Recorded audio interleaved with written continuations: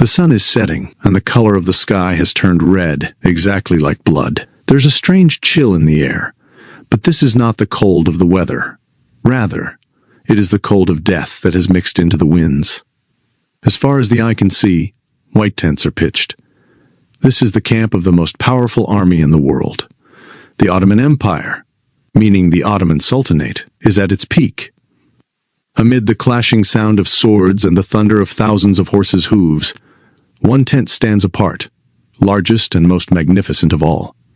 This is the Sultan's tent. Inside this tent is the most powerful man in the world, Sultan Suleiman, the one whom the world knows by the name Suleiman, the Magnificent.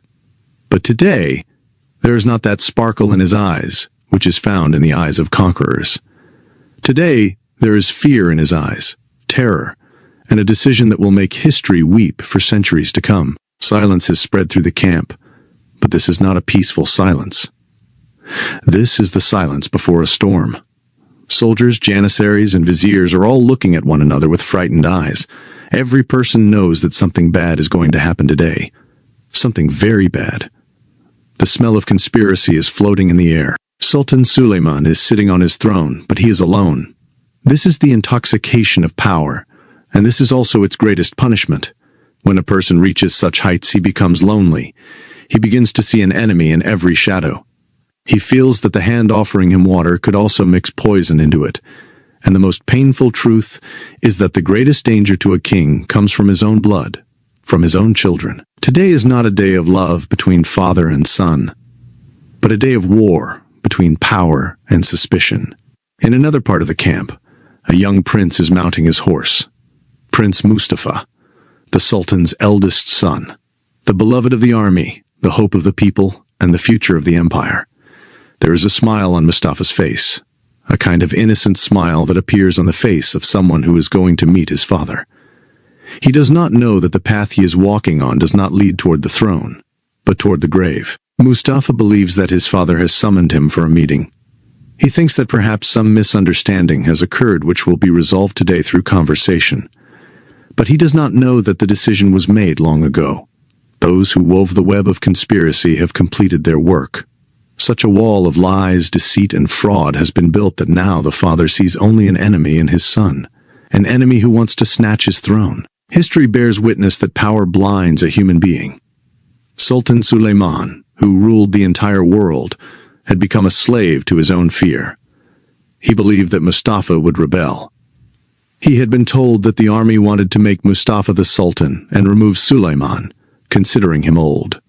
These words, even if false, dissolved like poison into the ears of a king. As Mustafa moves closer to the Sultan's tent, the tension in the atmosphere increases.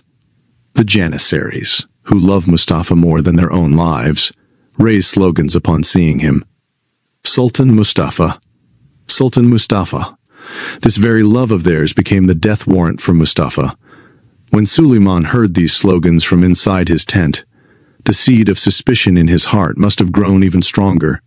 A king can never tolerate someone else being called Sultan during his own lifetime, even if that person is his own son. Mustafa reaches the door of the tent. According to custom, he removes his sword, his dagger, and his weapons and places them outside. This was a sign of respect. It was proof that he was coming before his father unarmed, that he had complete trust in his father. What a great mistake this was. What a painfully innocent act this was. He believed he was entering his father's home, but in reality he was stepping into a slaughterhouse. The curtain is lifted.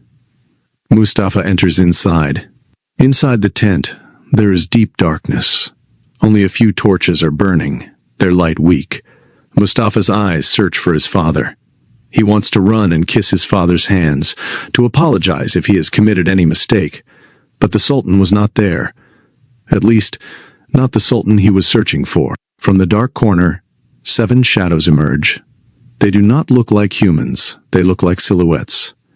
They are executioners, mute and deaf wrestlers, whom the Sultan had specially appointed for this task, so that they could neither hear anyone's screams, nor tell anyone what they had done. They were called Zal. There was no mercy in their eyes, only obedience to orders. The moment Mustafa saw them, he understood.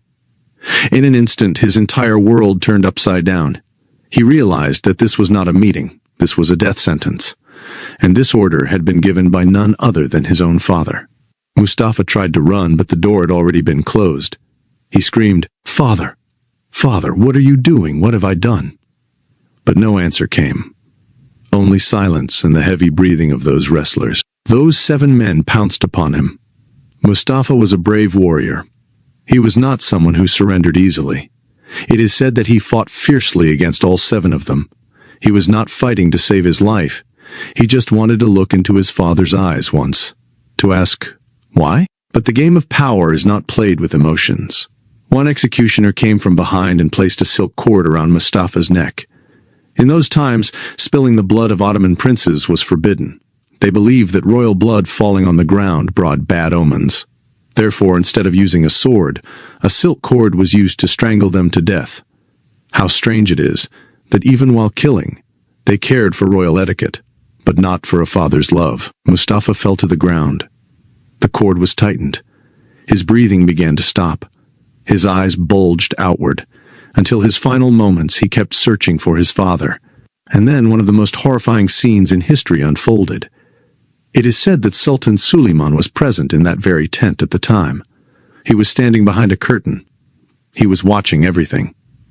As Mustafa took his last breaths, as he writhed in agony, his father was standing right there. According to some traditions, when the executioners were having difficulty overpowering Mustafa, Suleiman stared at them from behind the curtain and gestured for them to hurry. What must have passed through that father's heart? Or had that heart already turned to stone? Can the lust for power degrade a person so much that he can watch his own flesh and blood die before his eyes without uttering a single sound? Eventually, the body grew cold. Mustafa, who moments earlier had been a living, smiling young man, now lay on the ground as a lifeless corpse. The same ominous silence spread through the tent once again. Only the marks of the tightened silk cord remained on his neck. The Sultan emerged from behind the curtain. He looked at his son's face, the face that was once dearest to him, the face in which he used to see the reflection of his own youth. Now that face had turned blue. What Suleiman felt, no one knows. Perhaps for a moment he felt victory, believing his throne was now secure. But this victory was worse than defeat. When Mustafa's body was taken out of the tent and placed on a carpet, chaos erupted throughout the entire camp. The soldiers could not believe it. They were screaming, crying, tearing their clothes. Their hero was dead. And he had not been killed by an enemy. He had been murdered by his own sultan. The anger of the Janissaries reached the sky. They were ready to rebel. If Suleiman had not come out at that moment, the Ottoman Empire might have ended that very day. But Suleiman came out. He did not let tears appear in his eyes. He used his royal authority. He proved that he was still the Sultan.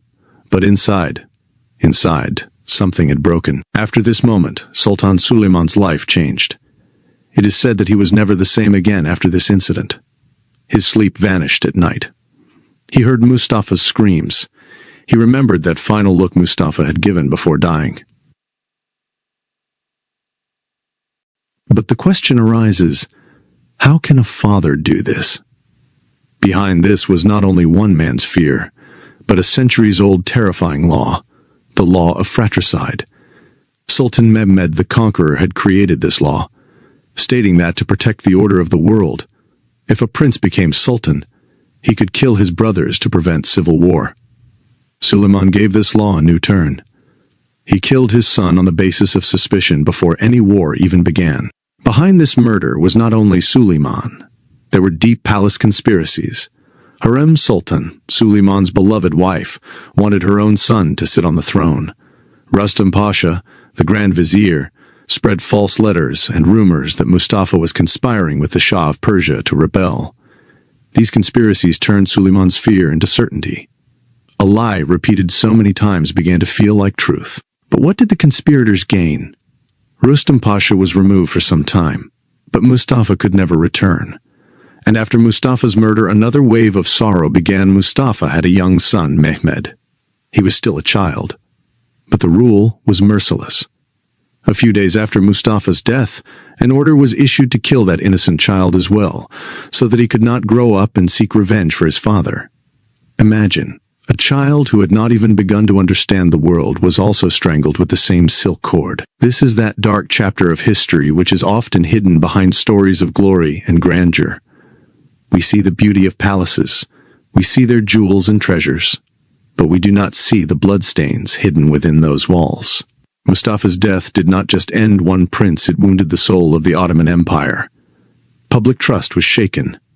A crack formed in the heart of the army. And most importantly, those who later sat on the throne were not as capable. Mustafa's murder had, in fact, begun the decline of the empire. Suleiman lived for many more years. He continued to go on campaigns, continued to conquer territories. But historians say that he had become hollow inside. He had murdered his own future with his own hands. He is called magnificent because he raised the empire to great heights, but his personal life was a dark well, a well in which he extinguished his own lamps. Today, centuries have passed. That valley of Eregli is still the same. There are no tents there now, no army, but if you stand there, close your eyes and listen carefully to the whisper of the wind, perhaps you will still hear those suppressed screams. You will hear the cry that a son made to his father. What a strange aspect of human nature this is, that the very thing for which we sacrifice everything, power, wealth, status, is the same thing that ultimately leaves us alone. Suleiman had all the wealth of the world, but there was one thing he could not buy: peace. That peace, which comes from seeing one's children alive and happy. This story is not just about a king and his son. This is a story of human psychology. This is a story of that fear which turns us into enemies of our own people. This is a story of that greed which devours relationships. When we turn the pages of history, we must remember that behind every golden age lies a deep, dark shadow, and hidden within that shadow are those secrets, those sins, and those tears that can never dry. Is the price of the throne really that high? Does the right to rule come only by shedding blood? Suleiman believed that by killing his son, he was saving the empire. But in reality, that day he killed humanity itself. And when humanity dies, the empires left behind are like houses of sand, beautiful to look at, but weak from within. Mustafa's grave still exists in Bursa today. People go there, offer prayers, and remember that martyred prince who could never become sultan. But at Suleiman's grave, people go there to see his grandeur, yet no one can understand the condition of his heart. Evening has deepened. Darkness has now fully spread. The soil of Eregli still carries that pain today. This is that lesson of history which tells us that the intoxication of power fades away, but the stains of one's own blood never wash away. Silence has returned, the same silence that existed on the evening of October 6, 1553. An ominous, heavy, and questioning silence. And the question remains the same even today. When a father kills his own son, does he truly remain worthy of being called a king? Or does he become merely a powerful criminal whom history never forgives? The decision is yours.